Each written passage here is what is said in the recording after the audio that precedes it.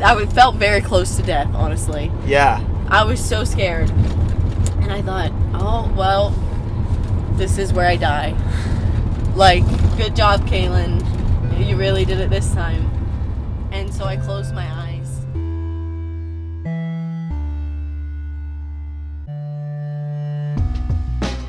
You'll hear this story, and you'll also be gaining knowledge when you listen to it on how to do these things. I realized that my concern was really just what people were going to think of my decision. And oh my God, she's crazy. What is she doing? She's not, she's supposed to be pursuing a career. This is when she's supposed to be finding a job. And that doesn't appeal to me. That never appealed to me. Play a major role in spreading the love and the joy and reducing our imprint, for future generations and for all that we share this planet with. I was just embarrassed. I felt like I couldn't do it, like I'd already failed. I had no idea what I was doing. What did I get myself into? What was I thinking? Our history of humanity really revolves around great people.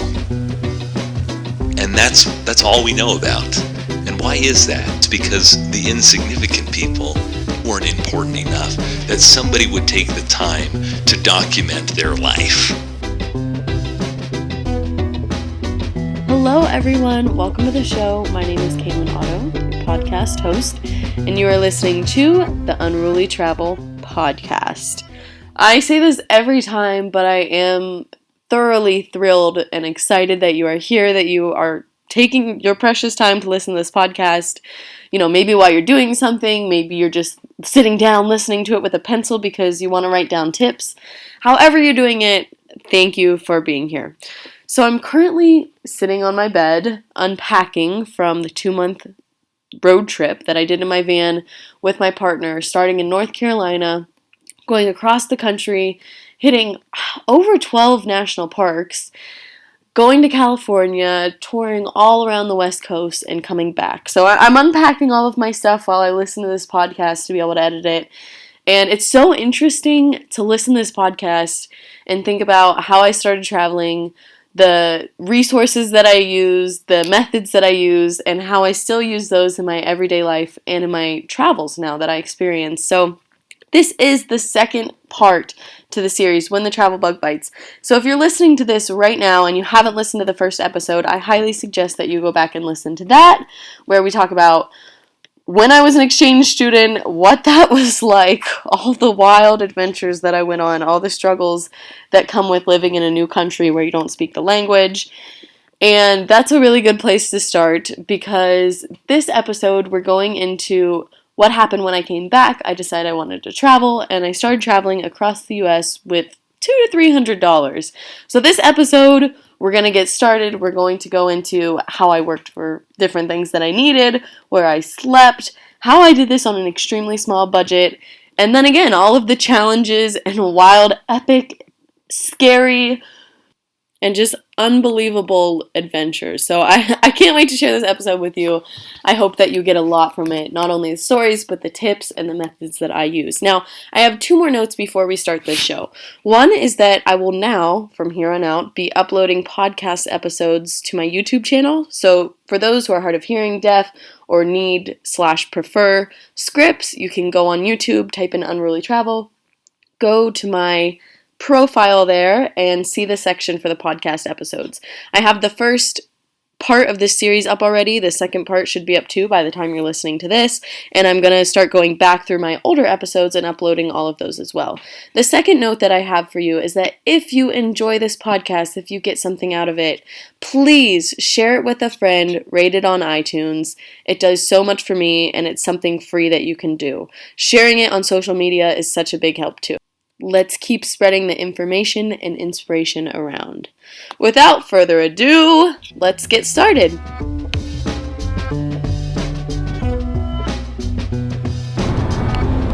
And we're back. So, yeah, the next step after all of that research and just brainstorming and realizing that people did things that I had no idea that they did was to get a bike. Because we had bikes at my house, but they were older ones that we had, and they were definitely not meant for bike touring. I mean, Yeah, I take them around the neighborhood and the chains are falling off just at home. So I knew that I needed a little bit of a better bike. And like I said, I had only been working a little bit, and I would not do this now, but at the time I did a GoFundMe on Facebook. I think I got $700. Oh, wow.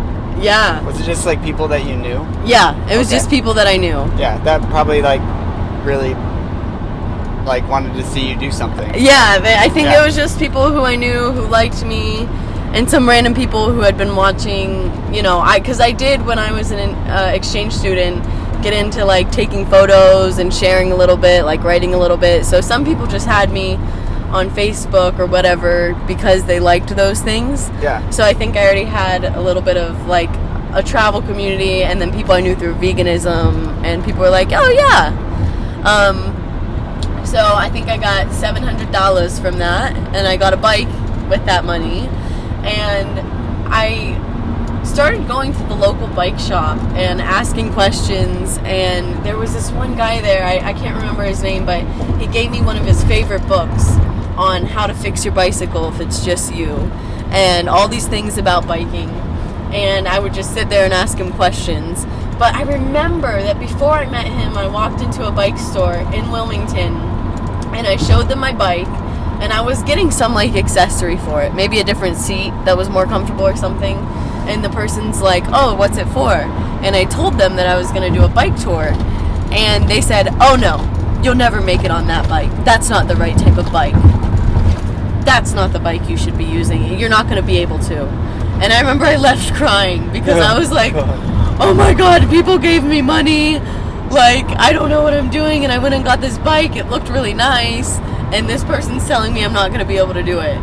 Yeah. So I was very distraught. And I've seen bikes that they're like cost more than cars. I think I've seen bikes that cost more than like any car that I've ever driven. Yeah. You know, like, or I've ever owned at least. And yeah, I this is a good part of the story because I feel like this touches on a running theme where people like are told that you need like, yeah, I mean, like this ultra consumer ideas of needing like the best of the best before you go on these trips, and then you go on and it's like, no, actually, that's like fine. that would be maybe nice, but like it's definitely not necessary, and it definitely doesn't make the trip. No, I mean, after I went on the bike trip, I realized that people would bike tour on just bikes that they had at home that were kind of like mine. Yeah. That needed a lot of repairs. Like so they'd repairing stop it along the way. Yeah, so they'd do it along the way, or they'd stop at towns with bike shops, you know. Yeah. Like, you could do this on, you know, a bike that you put together yourself, like different parts from different stores. Yeah. Don't let someone tell you what type of bike It might you be need. harder. Like Yeah. you might be in a lot better shape when yeah, it might take you a little bit longer to get around, but it's still possible. Yeah, it's still Yeah. possible, you know. And oh my gosh, so many people have bikes that they don't use. Mm-hmm. If you could find someone with a bike that's sitting in the garage that they don't use, or you could go to a used bike store. I mean, there's a lot of different ways that you can try to access bikes. You know, you don't have to go out and buy a new one to do it. I think it's also like another helpful resource for people out there that might be thinking about doing bike travel is that like this is, you know, contingent upon like where you live, obviously, like, so it doesn't go for everybody, but in a lot of places, I'd say most cities that I've lived in or lived around have bike collectives where like people are dropping off bike parts and people are like just building bikes, and there's just really knowledgeable people there, and like kind of, I guess if you didn't have the money, like that would maybe be a good start to also even just learn about bike repair too. Yeah, because that's a big part before you go. Yeah, like I did one for a little bit, like, and when I was in Knoxville, there was a bike collective there, and it was more like targeted around like helping like kids, you know, have bikes, like, and teaching them, like, about, like, building bikes and stuff like that. So I never, like, actually built a bike, although, like, all the tools were there and all the parts were there. But it was more like kind of like helping others, like, fix bikes and almost learning how, like, while you're teaching. Yeah. You know? So I feel like there's a lot of ways that you can navigate that without having to have this, like, $7,000. Yeah. bike. I mean, I remember when I was in that store, and then I was like, well, what type of bike should I have? And this person showed me the bike, and it was like $2,000. It's like, no way. Like, the whole point of this is to be able to be self-sufficient and not spend a ton of money. Yeah. So It's easy to kind of fall into that that thing where, you know, someone tells you something and you get fixated on, like, you know, I need this thing before I can do this. You know what I mean? And it's kind of like these false narratives of consumerism, I feel like. yeah, that could be really harmful. Yeah, they creep into every part of our life, but even in travel, you know, we see it. So Definitely. I mean, the idea that you have to have this one thing before you can travel is ridiculous. yeah. I mean, definitely. you have to have maybe you have to have a passport before you go somewhere. Like, some of those things you can't get around, or very hard to get Yes. around. But, like, the idea that you have to have this one item, like a Yeah, we get- special bike, a special camera, a special whatever, like, that Yeah. doesn't make your trip. Yeah, Makes and it I've- easier, maybe. It's funny because I have met, you know, certain people that, that's kind of like when they talk about wanting to go somewhere, and it's like this one, like, often, like, these things that they're fixated on, you know, that they need to have before they do this trip they want to do. And for me, it's like you're pretty young, you know, like, maybe, like, you're in your 20s or 30s or even, like, your 40s, you know. It's like you don't need, like, super luxurious stuff around you to have fun and experience life, like, you know what I mean. And I could understand if you're older, you know, or if you have, like, A disability, or like, where you need, like, the certain things, comforts and stuff. But, you know, for a lot of people, I just feel it's like, you know, I mean, the idea is to travel, like, and to experience your life, like, you know. The best way to do it is to have the least amount of stuff too sometimes. And the best way to do it is just to do it. I mean, a lot of people are like, I'm really afraid of traveling. How do I do it? And I'm like, literally just do it. Like, you have to start. Like, just throw yourself out there. Yeah, you have to start, and from there it can get a lot less scary than you think it's going to be. Yeah. I think it's interesting to, and we've talked about this a good bit, and, like, it's important to, like, understand, like, your privilege and how all these things, you know, play into being able to do these things. Definitely. And this is, like, I feel like this is a really touchy subject, when, like, a white person talking about privilege, but just acknowledging it, that it plays into everything in life, and it also plays into travel. Yeah. Class, Definitely. race, abilities, gender, all of these things. Yes. Yeah. So I think it's all of these things play into it. Often whenever I meet people that, like, you know, maybe come up with an excuse as to why they can't, like, travel, and they maybe use, like, privilege, even though, like, they kind of have all those things that like, the dominant culture, Like, they have a lot of privileges. yeah, you know, I guess sometimes it doesn't necessarily apply to them. But, Yeah, well, I mean, and also a lot of people don't live in alternative ways already, or, you know, aren't thinking of alternative ways to do things, so they can't imagine a type of travel that maybe is, you know, powered by you and your body, and is not super expensive. Yeah, and I think one of the greatest privileges, I have to say, is knowledge. Like, having Access to it. access and knowledge, like, you know, and it helps to hear other people's experiences, and hopefully to have a multitude of people's experiences that are like from different types of perspectives. Yeah, not just like one person's perspective, but all different types of experiences. Right. So anyone listening to this, like, if you want to budget travel, you want to do a bike trip, you want to do all these things, it's anyone's experience is going to be different than mine, just because we're different people, different privileges, different situations. But you can still take bits and pieces from what people say and piece together your own type of travel. And some things may be harder for you than they are for me, or more dangerous, and some things may be easier and less dangerous. So you really have to pick and choose, out of what you hear and what you're willing to do, and calculate the risks and the safety measures. But I do think the idea of, like, just, sharing ways that you do this, and even just giving people ideas. I mean, how much I did after I just heard that someone did this somewhere and didn't know, like, that really put into my brain, okay, like, I want to at least attempt this, Yeah. just to see. So That I do you like didn't spreading start- that knowledge. Totally.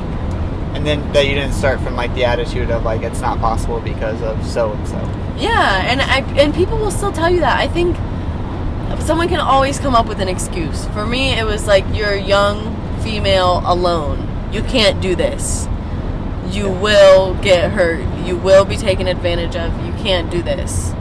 And it's funny too because then you met, like, you were telling me the story about how you met a man, like a cisgendered male in Missoula, thank you. Missoula, Montana, that had told you that they couldn't do it because they're not a woman, and like it would be so much more difficult, which was probably the most ridiculous. Yeah, that was the most ridiculous, because this person was like, white, straight, cisgendered man who very clearly, like, he had a really nice car, really nice travel equipment, all this stuff.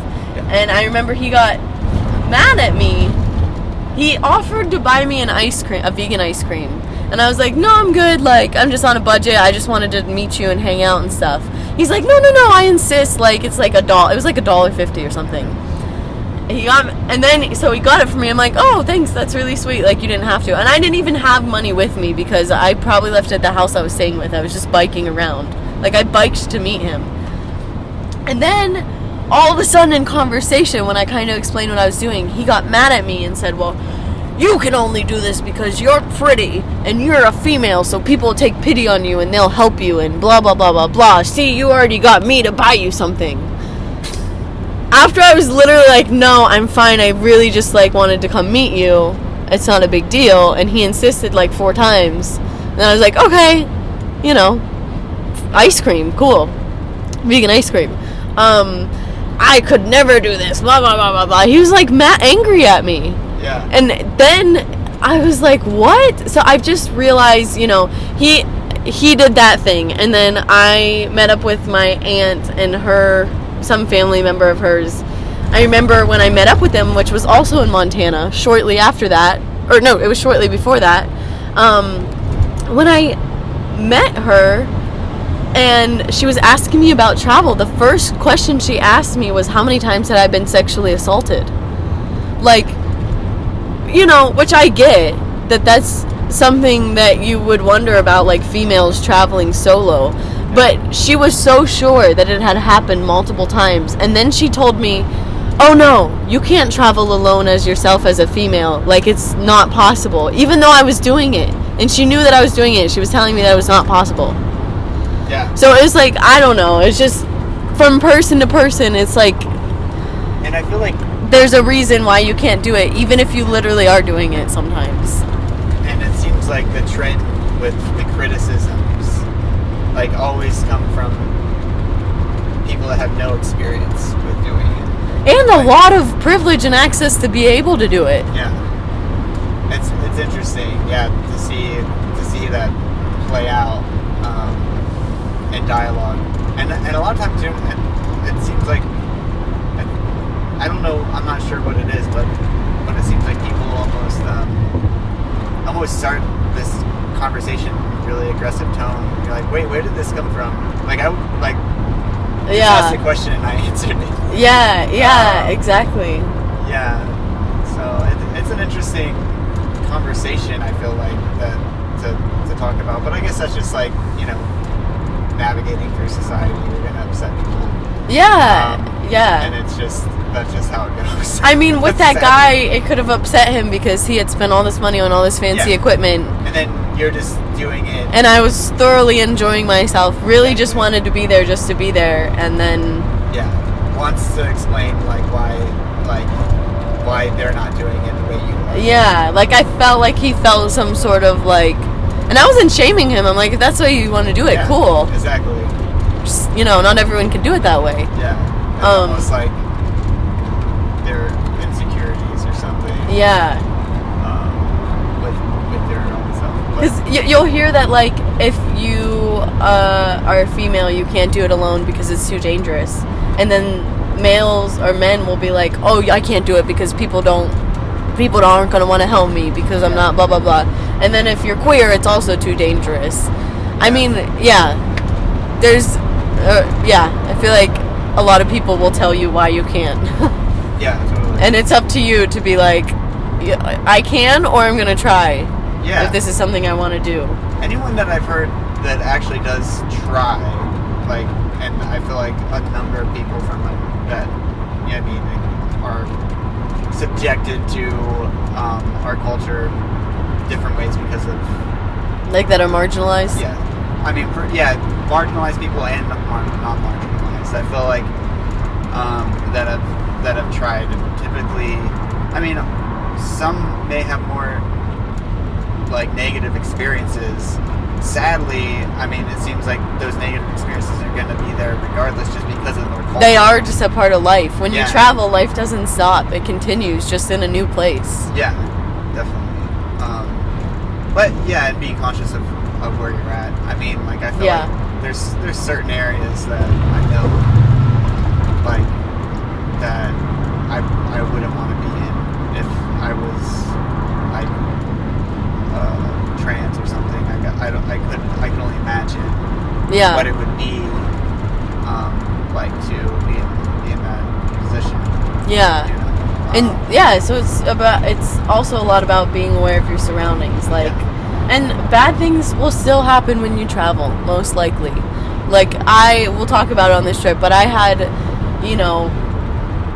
experience of being sexually harassed or all of these things that people are so afraid that are going to happen. I mean, they're usually afraid for a reason, but that doesn't always prevent you from doing it. You know that that's a risk and you do your best to not put yourself in that position or stay as far away from it as you can, because sometimes you can't control other people. Yeah. So I think that was really good to talk about. Yeah. So another side shoot there. Yeah, another side shoot there. Yeah. So essentially, you got a bike, learned how to use it, and my foot was still healing, and it was almost all the way healed. I remember getting the boot off. I was so happy, and then I probably started immediately trying to bike.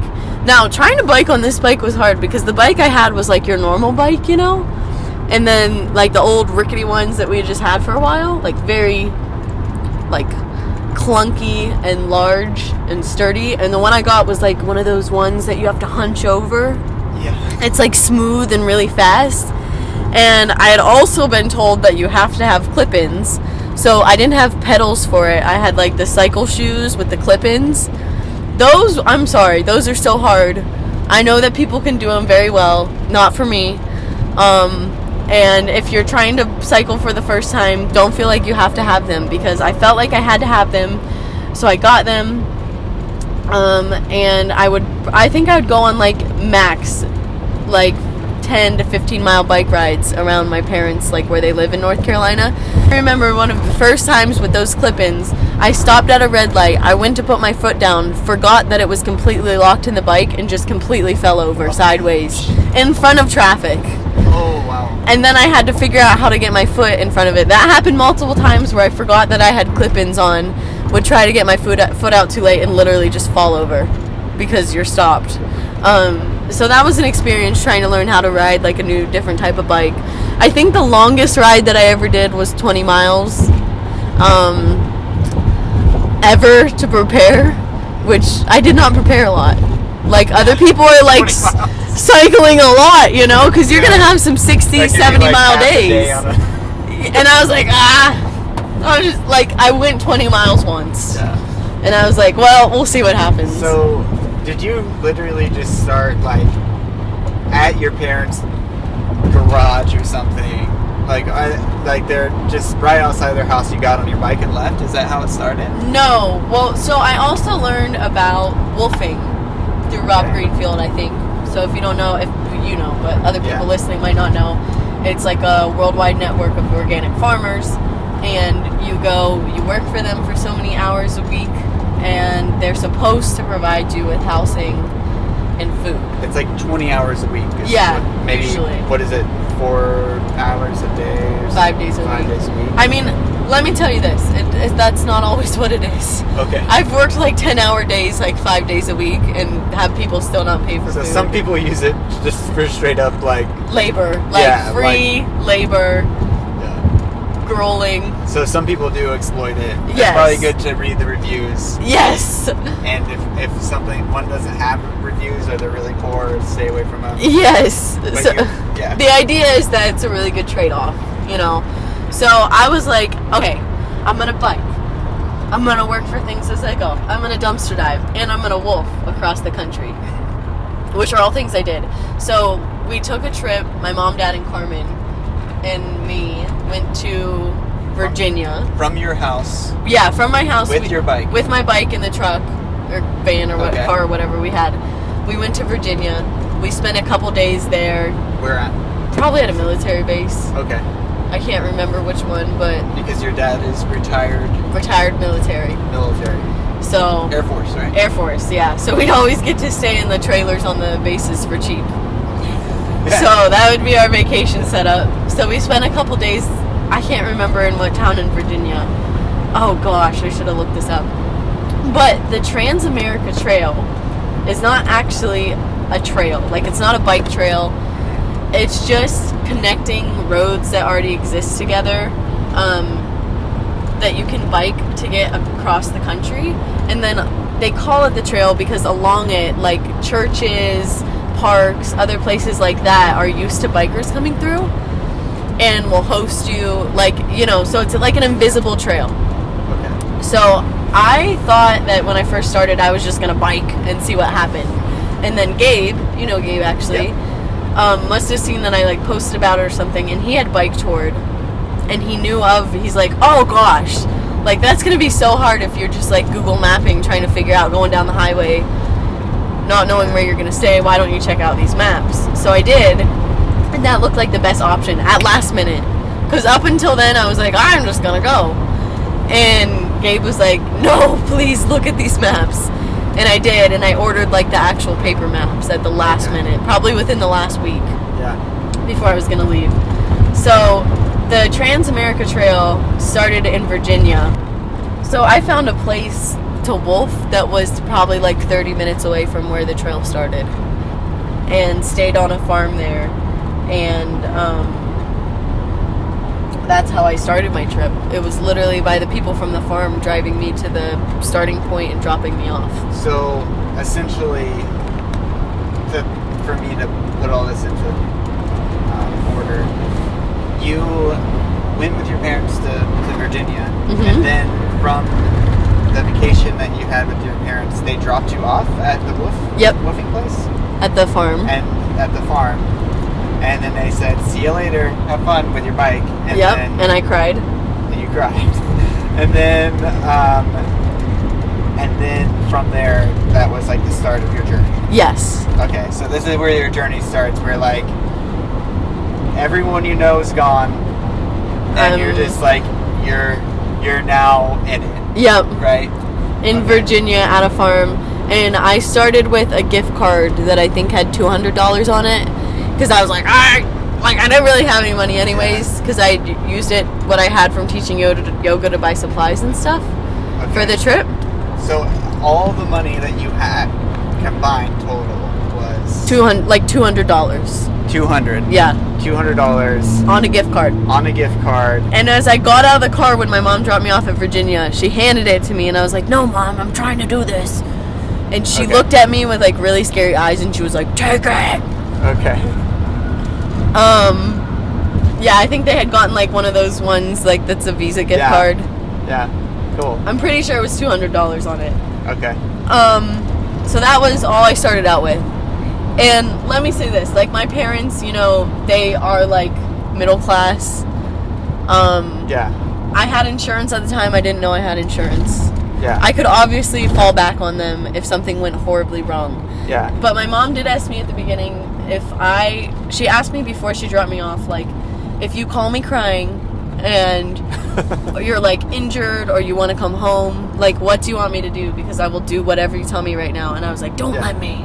Yeah, like you kind of, it's actually really interesting that you say that, and I have to say this is something that I really admire about you, that I feel like is so difficult for society, like as a whole, and I think within your stories, this will be a reoccurring theme that I've noticed, is that I feel like within our society and our culture, we're very proud, and we don't want to ever accept help,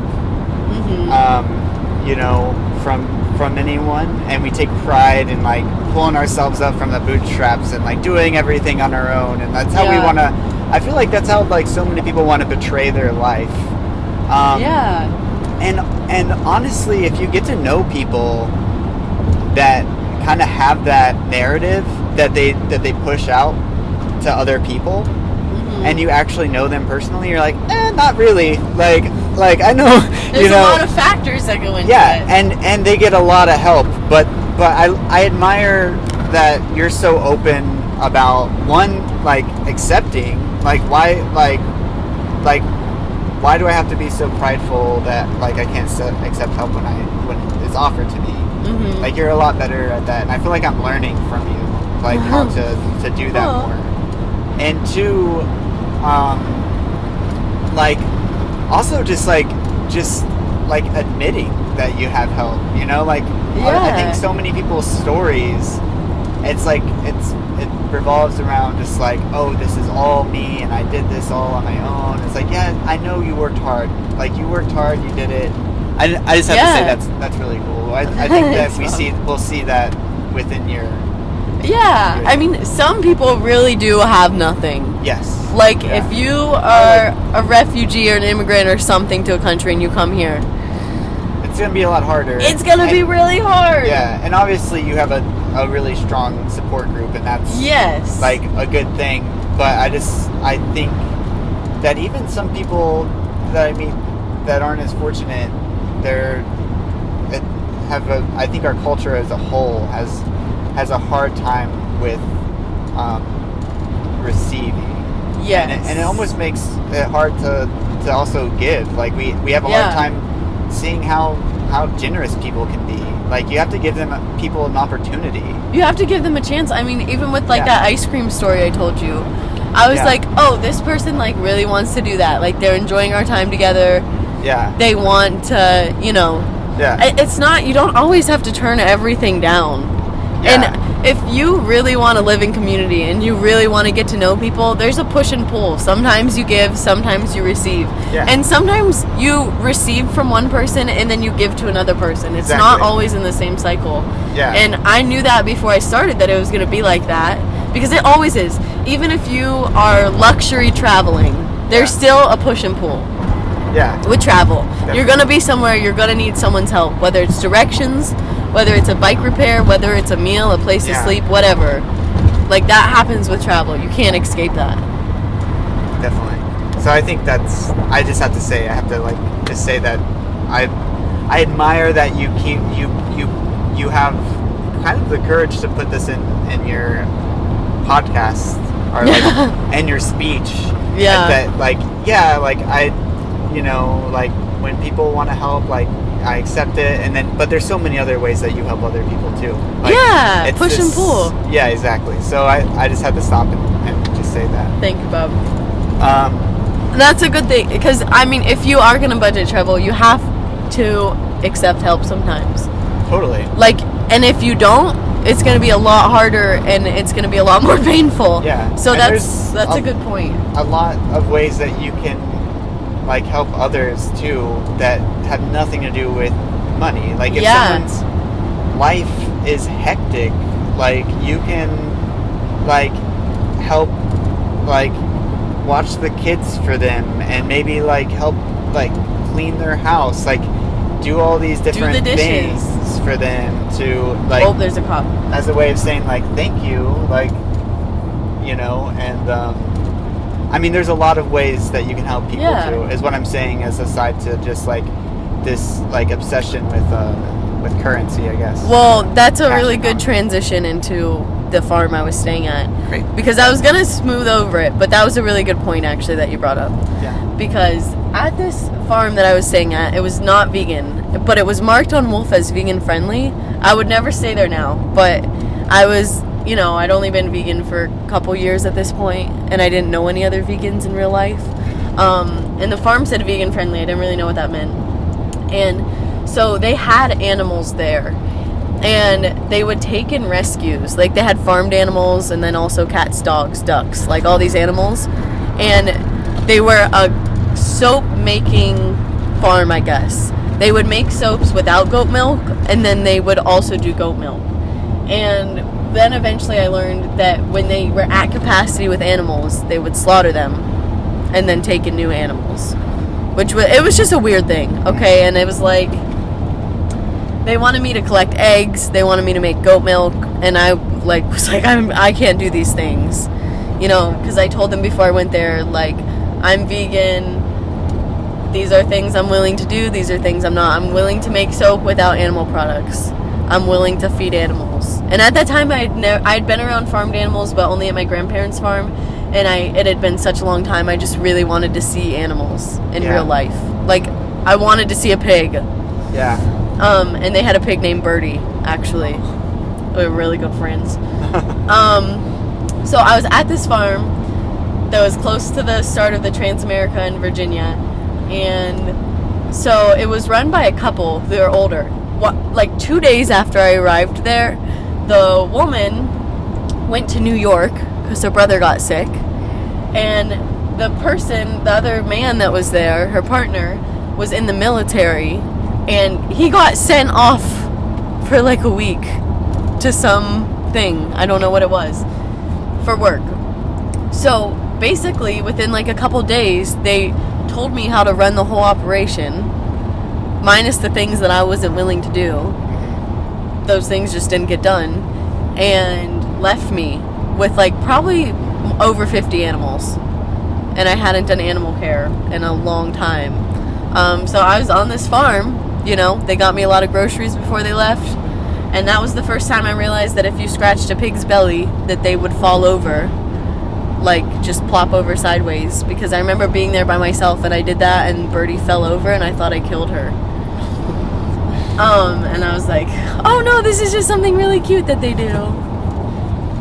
So that was an interesting place because when they did come back before I left, there was definitely a lot of conversation and tension around veganism and using animals and stuff. And they had a veterinarian who would come over a lot who was not vegan, and we really got into it because I remember I would be very like forward. I'm like, wait, you're a veterinarian but you eat animals, like you eat your patients? And it just like, there was some tension because there was a lot of that. Yeah. And I didn't quite know how to talk about things yet either. I was like very direct and probably very offensive to people. You had like the vegan angst. Yeah. Yeah. So yeah, I was there, took over the whole farm for like a week, and then they dropped me off at some city that I should have researched before that, but I'm gonna have to include in the notes, in Virginia.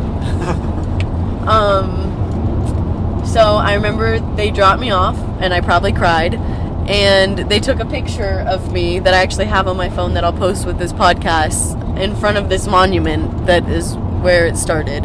Yeah. And then they left me there. Wow. And I was left again.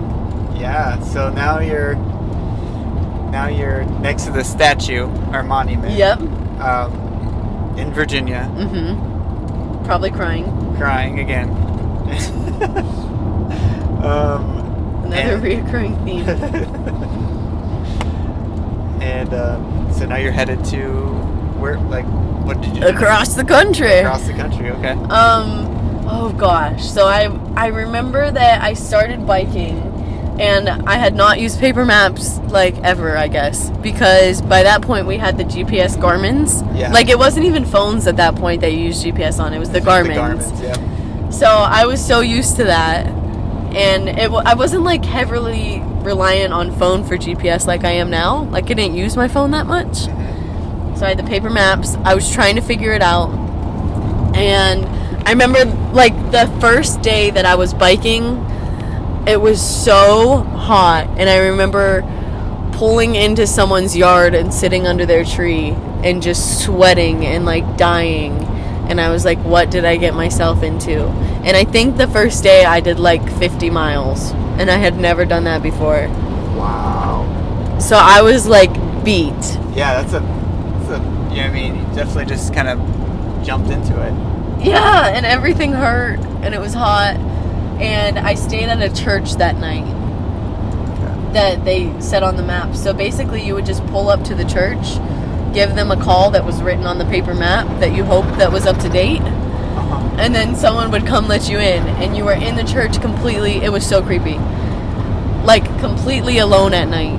Oh, wow. And a lot of times they set you up in the nursery with all the stuffed animals that are super creepy and weird. And like the churches are creaking and making sounds. And I remember they set me up in the nursery, and I was so scared because it was nighttime and all the dolls looked like they were going to come to life and like possess my soul. So I slept on a pew. Like the hard, they didn't have cushions on them. Yeah. But I was also so scared. The only light I could find was by the glass doors to enter the church, and I wanted to be by the doors because I was so scared. Yeah. So I slept on a pew that night, and it was really uncomfortable. And that kind of set the tone for the rest of the trip. But I should also mention that day, actually, this was really amazing. There was this little market on the way that was like a couple miles from the church, maybe like 5 miles. And it was a family-owned market. Okay. And I was like, all right. You know, because I started off with a bunch of Clip bars and maybe like oatmeal or something. Yeah. And I was like, all right, I'm really hungry. I had my water bladder, and I'm like, this is my first opportunity to ask to work for food at a place. And so I went to the store. I had like my little speech. Hi, I'm Calen. I'm biking the country, like working as I go, blah, blah, blah. Like, could I work for some snacks, work for a meal, whatever. And the lady was like, oh, honey, oh no, you look so tired. And she sat me down. She made me a sandwich from their deli, vegan one, of course. And she packed me a bag of snacks. And while she was doing this, I like talked to her husband. They were very religious, though, you know. I think they saw it as like a weary traveler, Yeah. you know. So he was talking to me about God a lot and all this stuff. But we did have some really good conversation. I think I hung out there for like an hour. Okay. But she was like totally momming me. And she just gave me a bunch of food. She went around the store and just picked stuff up. And then she sent me on my way, and she gave me her number. She's like, if you need anything, you come back here. Oh, that's sweet. So actually that was the first time when I had asked to like work for food. And it was like, I was like so taken back. And I think that they were so sweet, and they were so like mom parenty, and I think they also were like not in a way where they're trying to trick you, but they're like, oh, this is a good chance to talk about Jesus and like show, you know, The generosity of Yeah. religion. Yeah. And now it's on a podcast, so Yeah. it kind of worked. Yeah. Yeah, it kind of worked. Yeah. Exactly. But so that was like my first day. Lots of crying, like laying in people's yards, thinking, what did I do? Sprawled out, muscles hurting, to free food, to the creepy church, sleeping on a hard pew. Yeah. And honestly, that's what a lot of the trip was like. Yeah. Except I did, like, when I would ask to work for food beyond that, I remember only one person at one of those sub places, like Firehouse Sub or something, they gave me their free meal for the day because they're like, oh, I get a free meal every day and I never eat it. It's kind of gross. Like, you just want my sub. And I remember someone gave me that. But the other times, people, like, actually let me work, you know? So, because I might be overly meticulous, and a lot of this might have to be cut out because of the length.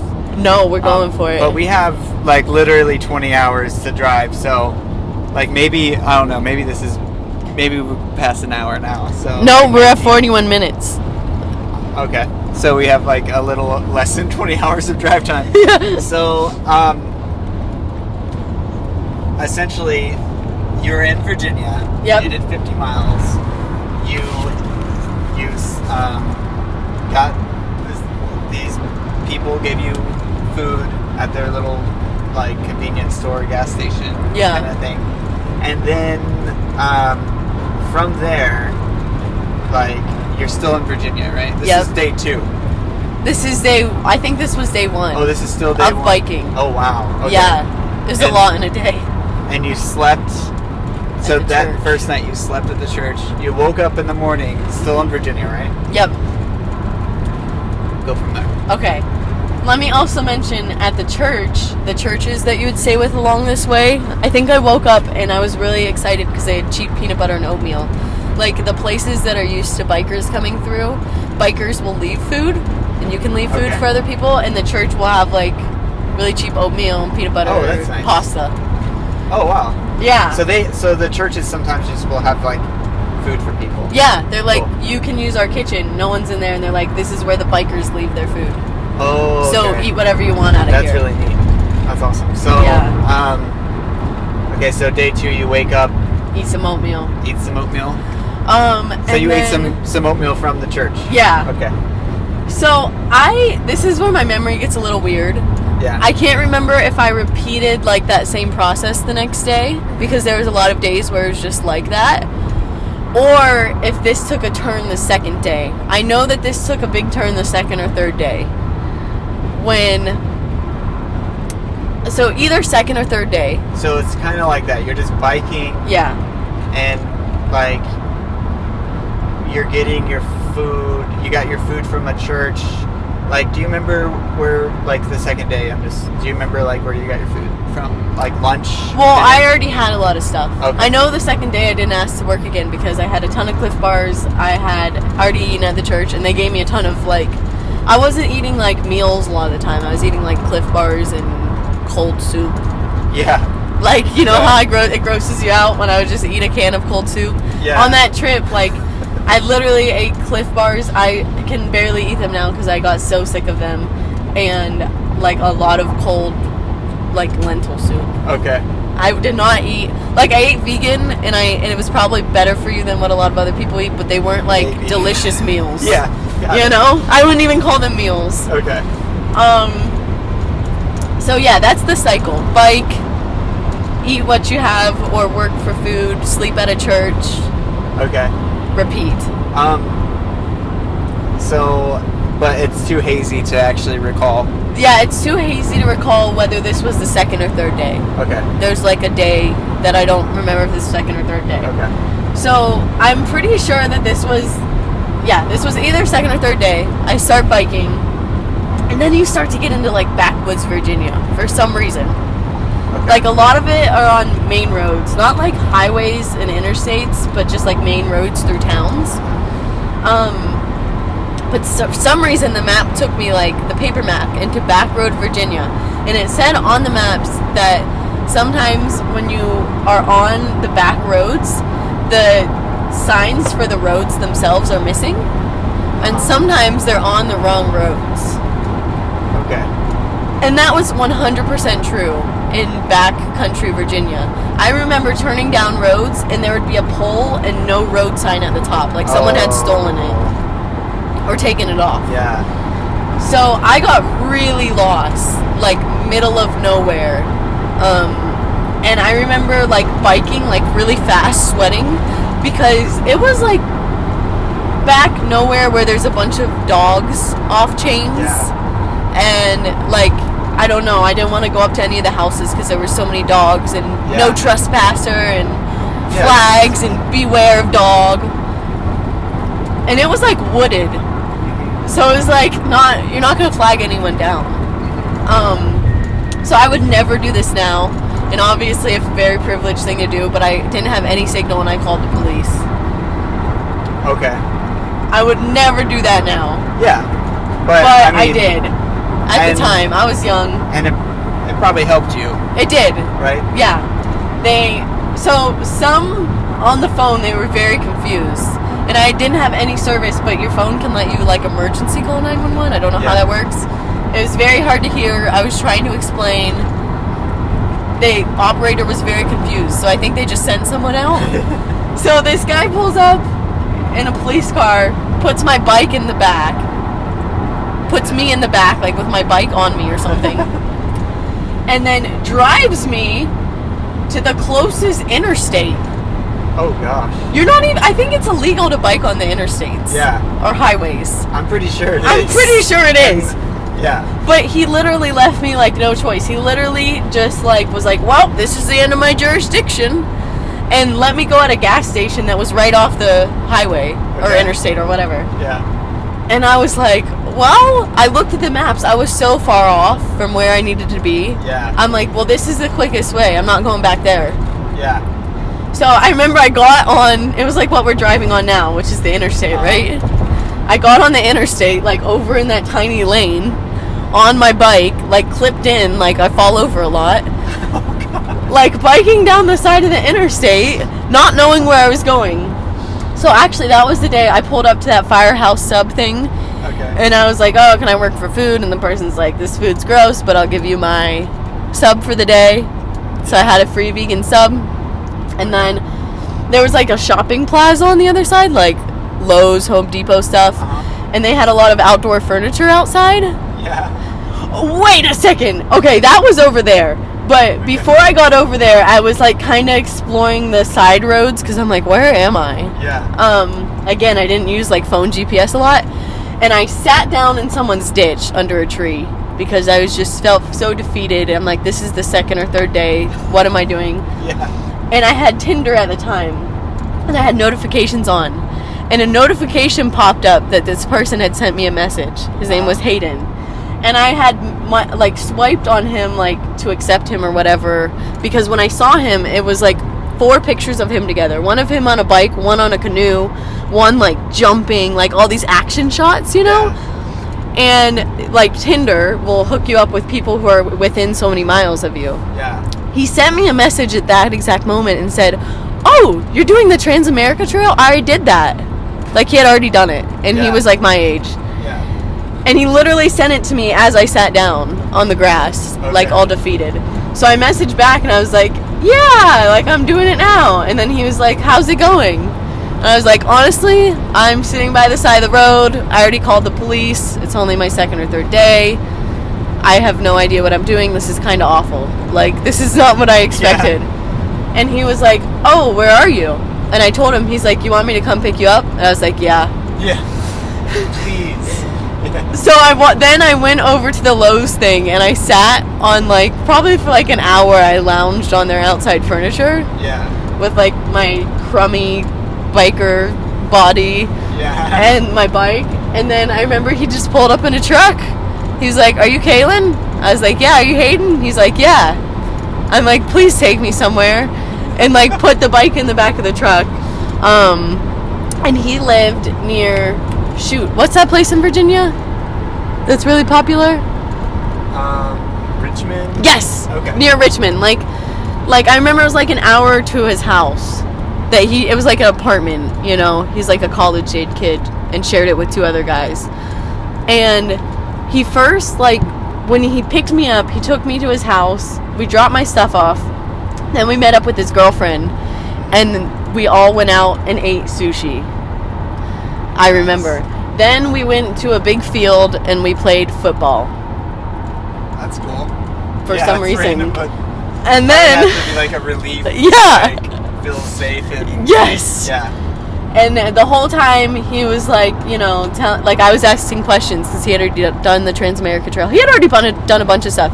He had longboarded down the coast of Australia.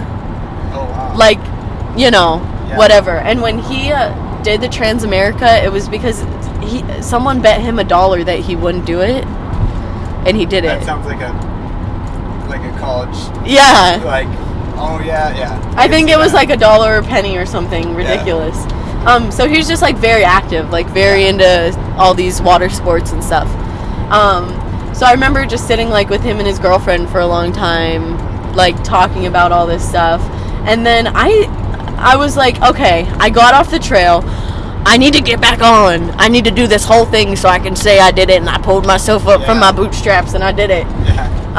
And he was like, well, why don't you like relax for a second? Like, this obviously isn't going well for you.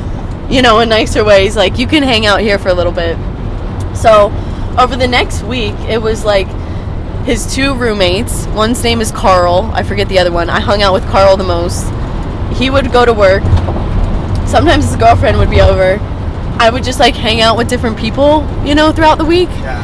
I remember swimming, and then eventually towards the end of the week, his sister was getting married. Yeah. And he was like, hey, you want to go to a wedding? And I was like, yeah, but I don't have any clothes. So I remember they took me to Plato's Closet, and we got like a $5 dress. Yeah. And I went to his sister's house, and she let me borrow shoes and jewelry and stuff. And so I showered, I put on the dress. I think I still have the dress. And I went to a wedding, and I'm in the wedding pictures now, and I had so much fun. I was dancing, you know, like living it up. It was supposed to be an alcohol-free wedding, but people were getting boozed up in the parking lot. Yeah, it was really fun. So they, like, all the people in that house were so nice. Like, there were so many nights we all stayed up talking, or we went and did something random. I got to go to a wedding, be a part of a wedding. And my favorite thing is that we went to like this creek thing, and we went like hopping from rocks to rocks. And like Hayden was a super daredevil and I can remember it clearly in my mind. We like climbed up a wall that water was coming down from that was super slimy, and then you couldn't get back down because you would just slip. And he took me like out on this thing that he does a lot that I'm not coordinated enough to do, where it was like maybe 1.5 foot wide and like a 40-foot drop on each side, and you couldn't go back down the waterfall thing. You know, you climbed up that, you climbed onto the ledge, but to keep going on the ledge, there was a door, an old door there that was stuck shut, that you couldn't open and go through the door. You had to climb over it on top of like a 40-foot drop with like, I might be exaggerating this a little in my memory, but this is what I remember, like a very thin ledge. And I was like shaking and almost crying because he did it no problem all the time. He's like you, like little mountain goat. And I remember having to climb up, like put my foot on the door, on this old doorknob, hoist myself up onto the top of the door. I look down, there's like a very thin ground and then a huge drop. Climb over this metal door that's shaking. Like the door was like bolted shut, so you couldn't open it and just easily go through. And then climb down on the other side. I was like, I'm gonna die. But it was like all this abandoned like buildings and stuff that they all knew what it was. So I remember it was like a day of adventuring. They took me to this old abandoned building, and I have pictures of us doing cartwheels on the rooftop. Like, so it was just a lot of fun and exploring. So Hayden was like, okay, I did this. I know the perfect spot to drop you back off of. So it was like a couple hours drive. Okay. And I was like, I was kind of upset because I was like, oh, I don't want to miss parts of it, whatever. He's like, well, this is the closest I can get you back on that makes sense. Yeah. And he's like, this is a really epic part. Okay. So he drove me to the Blue Ridge Parkway. Oh, cool. Yes, which is part of the Transamerica Trail. Yeah. So me with the clip-ons, with all this weight. This is in Virginia still? This is in Virginia still. Okay. I spent like all day going uphill, and I saw other bikers who were preparing to do the Transamerica Trail that would like bike. They've like, I've done like 70 miles today. They had all these heavy books. Like they would get the backpack for the bike and put a bunch of heavy books in it to train. And they're like, oh, you're doing it? And I'm like, yeah, I didn't. You've ridden more than me though. I didn't train. And Hayden told me before he dropped me off, he's like, you have way too much stuff. Like, you need to get rid of some stuff. And I'm like, oh, I'll get rid of it soon. And I remember I did get rid of like a bag of Cliff Bars. The bag. And I left it in a spot where I knew other bikers would find it. But I didn't want to give up any of my things, you know? Okay. So, but like at that time I didn't have a laptop, I didn't have a camera, it was like clothes and like all these survival tools I thought I needed. I have to say, we just passed the sign that said home of Woody Guthrie. Woody Guthrie, he's like, you know, like a folklorist or folk singing icon. Oh! You know, it's like the person that, like, I guess, really inspired Bob Dylan to do his music in the beginning, you know? Well, how do you feel about that, Bob? It's pretty cool, because I'm a big Woody Guthrie fan. He has a song about Donald Trump's father. That's really good. Yeah. If anyone ever wants to listen to that one. I think I've heard that one. And we're in Oklahoma still, right? Yeah. Okay, continue. That was... Okay. Well, there's a cool thing about Oklahoma. Yeah. See, we were asking. Now we know. Yes. What were that? Okay, so he dropped me off Blue Ridge Parkway. I'm biking up. I'm dying. I'm riding with other bikers who are training for the Blue Ridge that are way more serious and skilled than I am, that have been like biking their whole lives. Then this person had just left me. They're like, oh, at the top of this hill that we were like, it's like I was slowly walking up the hill. I was pedaling and standing up. My calves were burning. It was awful. And it's like I didn't even take in a lot of the beauty of the Blue Ridge Parkway because it was so uphill on that section that it literally took hours and hours. It was all day. So this person literally just left me, this bike buddy that I had made. They're like, okay, I'm going back home now. Like, good luck, you know, have a nice life. Things you say to people when you just meet them. And then, so they turned around, they're going home. I start at the top of this hill. And I'm like, this is a really steep hill, but I couldn't see the bottom of it because it turned. Mm-hmm. It like went around curves. And so I started going down the hill. And it started getting, I had a meter, like a speedometer on my bike that told me how fast I was going. Yeah. Hit 20, hit 30 miles per hour. I'm like, oh, this isn't good. I'm going down a really steep hill. And cars are coming up the other side. And it's getting dark. So I started to try to put my brakes on a lot. By the time that I'm doing it, I'm going like 45 miles per hour down this hill. Ooh. And I swear to you that I had never felt so much pain in my hands. I had my hands clamped down on both brakes. The bike was not stopping. Like, as hard as I could do, like, I felt like my fingers were going to break off if I any harder tried to hit the brakes. So it was like, I had too much weight. I started going too fast. I didn't know what I was doing. I didn't know how to go down hills. And I literally couldn't stop, and my feet were clipped in. And I already had a hard time getting, like, stopping regularly. Yeah. And I was going so fast. Cars were coming up the opposite way. I was trying to make the turns. I was barely making the turns down this windy road. And then I barely made a turn. Like, I almost went off the side of the road. And a car came at me. I felt very close to death, honestly. Yeah. I was so scared. And I thought, oh, well, this is where I die. Like, good job, Calen. You really did it this time. And so I closed my eyes. Decision to just close my eyes, and whatever happened because it was out of my control at that point. It's done. Yeah, I closed my eyes, and then so while I closed my eyes, I crossed the road, jumped a ditch, ran face first into a tree. It smashed the front. My handles were all smashed up, and it smashed the front tire. My helmet flew off. My feet came out of the clips. My iPod, I very clearly remember, flew out of my bag, cracked the whole front of the screen. This orange bag that I have in the van with us that my clothes are in, it came open, and my clothes went everywhere. And my head really hurt, so I closed my eyes for a little bit, and when I opened them, I assessed all the damage, and it was getting dark. and I was like bleeding. A stick had gone through, I still have the shirt, a stick had gone through my back somehow, like not through my back but through my shirt, and ripped a hole through like the shirt that I was wearing. And I might still have a scar on my back. I had a scar for a really long time where it like gashed through my skin. And oh my gosh, so I was like dizzy and I was like out of it.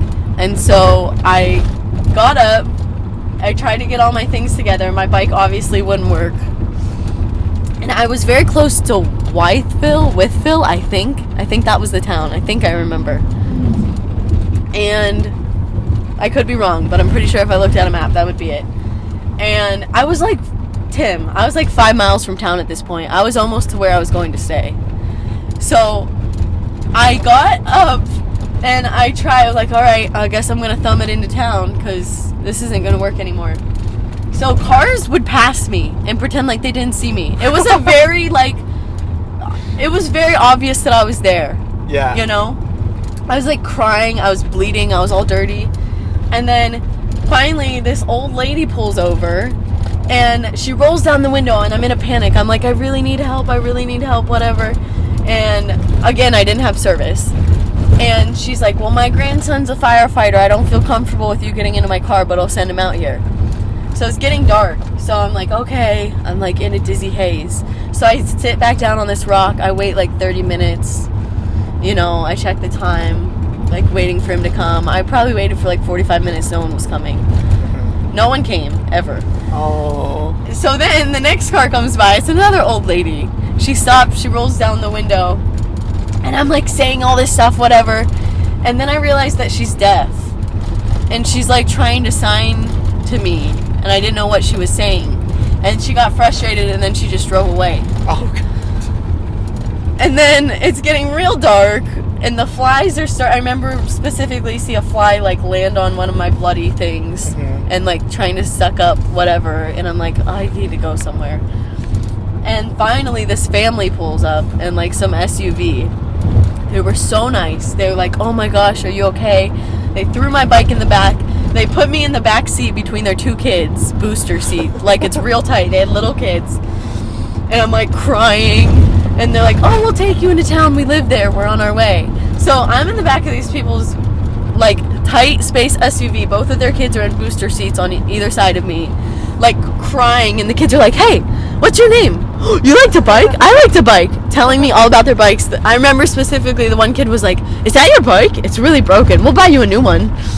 And like all this stuff they're telling me about their life. Like the little kids are going on and on. And the parents are like, do you need to go to a hospital? And I had no idea that I had insurance at the time. And I was like, no, I don't want to go. Like, I feel fine. I didn't want to have to pay for it because I couldn't. And then I didn't know that you could go and not pay, or I didn't know that you could have insurance. And I was like, no, I'm fine, even though I didn't feel good. And they took me into town, and they knew the owner of a hotel downtown that was right next to a bike shop. Okay. That was like 0.2 miles from a bike shop. So they went in and talked to their friend, got me a room for free that night, left me at the hotel. So I remember calling my mom crying, and I was like, ah! And I was like looking at my scars in the mirror, like all my gashes, and I was like cleaning them up, taking a shower. And my bike was like out back behind the hotel all crumpled up. I'm like, no one's gonna steal it because it looks like trash now. And then I walked to the bike shop the next day, left the hotel, and I was like, okay, I have $200. I need my bike fixed. And this guy, it was like an older guy. He was so cranky. Like, people were like going in and out of his shop, and he was so cranky to everyone. And then he's like, fine, I'll do your bike. Like, go away and I'll come back at this time. So I went away. I came back. And then he had worked on my bike. Like, I had to get a new tire, all this stuff. And I remember it was like $160 some. So I had the Visa gift card. And I had asked if he would take cards. And he said yes. So I go to pay for it. He goes, I don't accept Visas. I don't accept gift cards. And I was like, okay, I'm sorry, but it's literally all that I have right now. And he was like, well, I'm sorry, you can't have your bike until you pay. and I did all this work and you have to pay for it now. And I was like, can you please just like try it? It runs like a normal card. And he was like, I'm not trying it. Like, he was like really grumpy, wouldn't try it. Wow. So I went outside and I called my mom and I was crying, and she said, what? He won't even try it? She hung up on me. And then I heard the phone ring to the bike shop because she knew where I was. And I heard him answer, and then I saw his face, like, his eyebrows went up, like he was listening. I could hear my mom on the phone, like, you know, just going at him, because he was really rude. Yeah. And, you know, he was, like, rude to other people going in and out. And, then he's like, did the defeated sigh. Yeah. And he ran the gift card, and it worked perfectly. But I remember I was like, oh gosh, that's my mom's voice. Yeah. So yeah, that's how I got my bike fixed, and that was most of the money on the gift card. I think that I remember it was like $165 or something. Okay. Wow. So yeah, that was the first like major section of the biking experience. What do you think, Bob? Yeah, that's an amazing story. I feel like really intense. I could see how you'd still be kind of, I guess, a little discouraged. Yeah. And a little like scared, and maybe just kind of like, I don't know if I could do this, right? I mean, yeah. It seems like everything so far has not really maybe been like kind of as romantic or No. as maybe you thought it would be. It looked so romantic before I left. Yeah. And seeing people doing it with such grace, like this person that Yeah. you were following for such a long time. And even hearing Hayden's stories, you know. Yeah. Just like all this romanticism. So yeah, it's interesting. I kind of enjoy hearing the full uncensored raw versions of people's travels. Yeah. You know? And even though they're not as I mean, they don't sound as maybe like pretty or as others, like, or as graceful, you know, as people that might, I feel like it's like you gotta be censoring your story to a certain degree, you know. I feel like they're kind of comforting in a weird way to me, because it shows like just this human going out into the world and like, you know, just kind of like allowing humaning themselves, to be vulnerable and to, you know, commit to this kind of like this unknown, like all this exploration, and to take risks and really like experience life. And so I mean I kind of like the raw of that, you know. And even though like you almost died, it sounds like it almost sounds like you almost should have died in that like that situation, your bike accident, and all these other things that happened. It's odd, because it almost, like, when you say all these things, it almost makes me feel like more empowered to do them myself. Yeah. You know, because it's not just like this person that's just this expert person that's going out and just like just, you know, just slaying the road, like, you know, it's like everything's so easy and blah blah blah, and you can do, you know what I mean? It's like, no, it's hard, and I imagine as your trip progressed, and hopefully we'll continue. Maybe we'll grab a bite to eat before we continue. But, yes, I'm hungry. Yeah, but I imagine as your trip progresses, I think we'll see that you learn, right? Yeah, like maybe you become more confident. Kinda, in some ways. With biking, no. Like, after that, I was so traumatized that if I was even on, like, a 7-foot hill, I would literally get off I would have to make sure I saw the bottom and would walk my bike down every hill. Yeah. Almost every hill. Yeah, so there's some trauma there. Yeah, the confidence never went back with the bikes. To be honest, I'm still really afraid to go down hills on bikes. But you and I have taken some fun bike rides together. And I was a little scared. You're a little scared, yeah. When I shouldn't have been, even when, you know. But I feel like we had fun though. We did. On our small bikes. Oh, I love biking. Yeah. It's just like biking across the US on busy highways and huge hills is like a whole nother monster. Yeah. You know? Well, it's interesting because it also shows like your adaptability. Yeah. And maybe that might be kind of a takeaway for people that want to travel, that like it's important to try and then to adapt.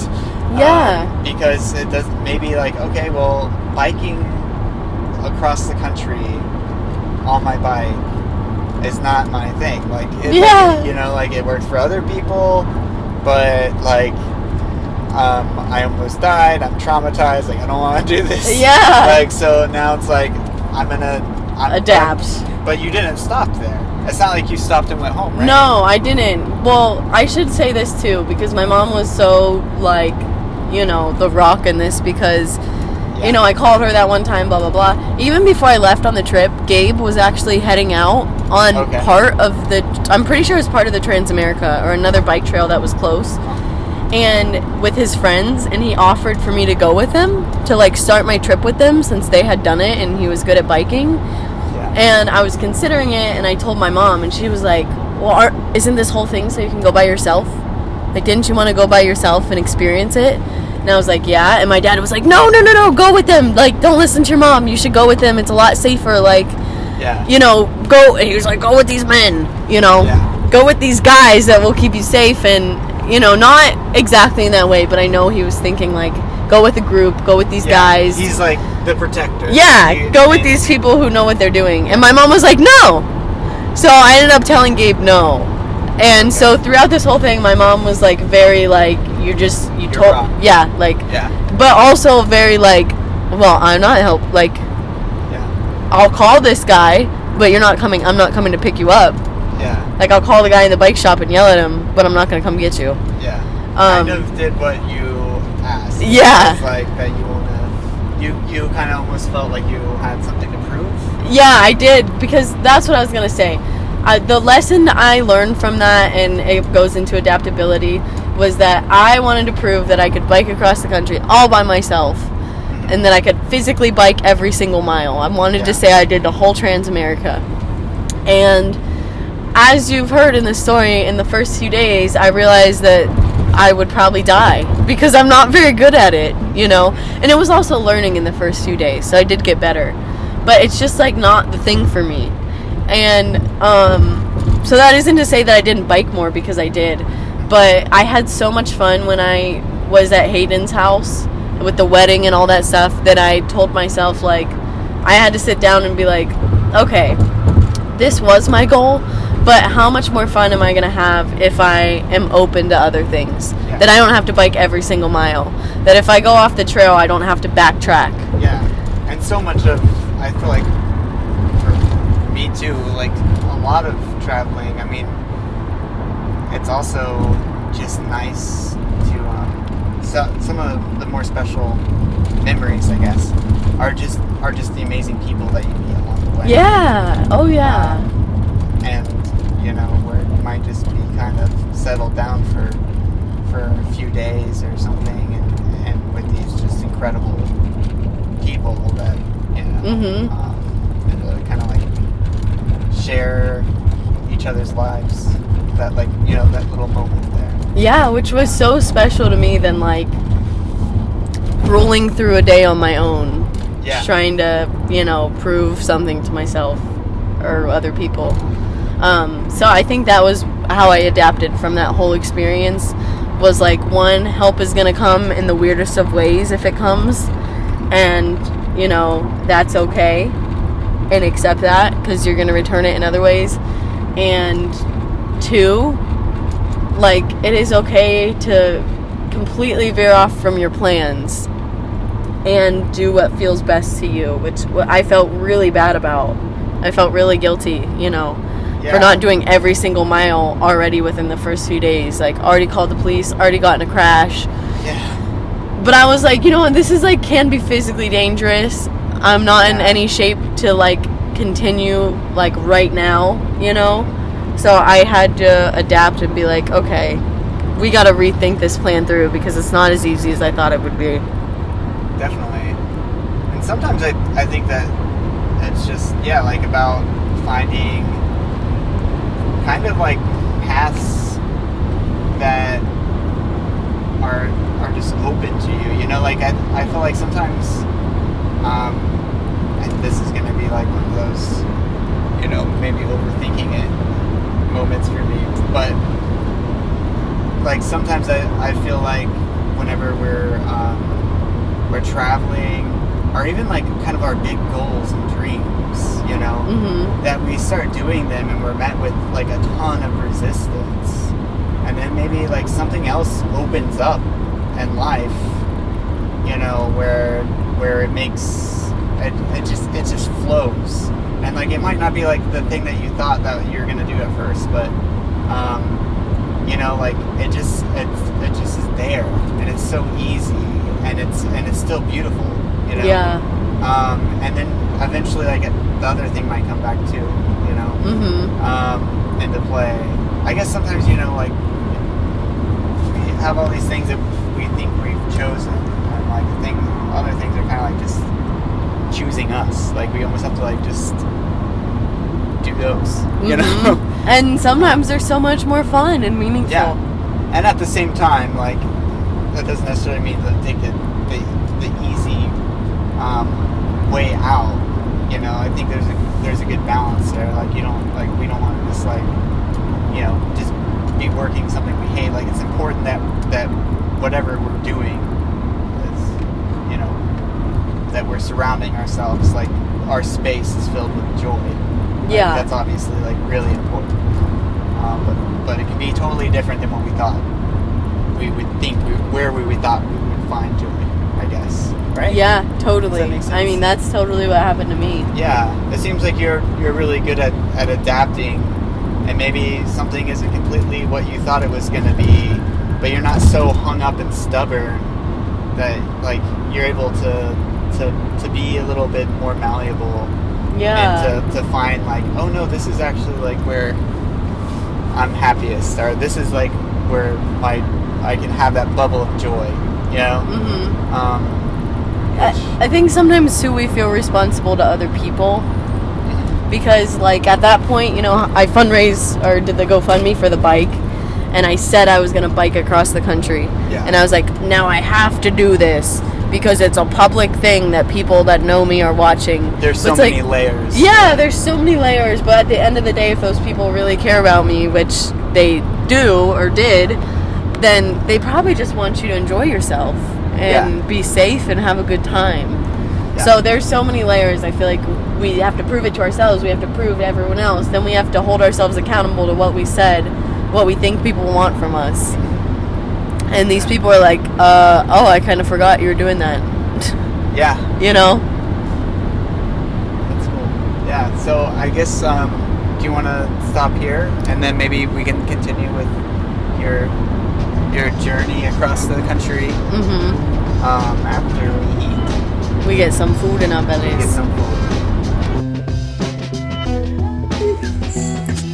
Make the world a better place by leaving things better than I found it. Whether it be people or the planet or, all kinds of things.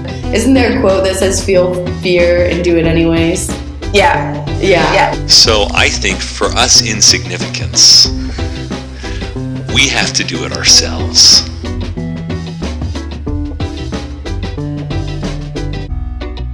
A lot of people are doing things in their life that they're not completely happy with, and they're doing it just because it's a norm and they feel like they feel pressured by society. Definitely. Or they're just stuck in this rut, and ruts can be comfortable for people, and they can be very comfortable. Comfort is not how you grow as a person.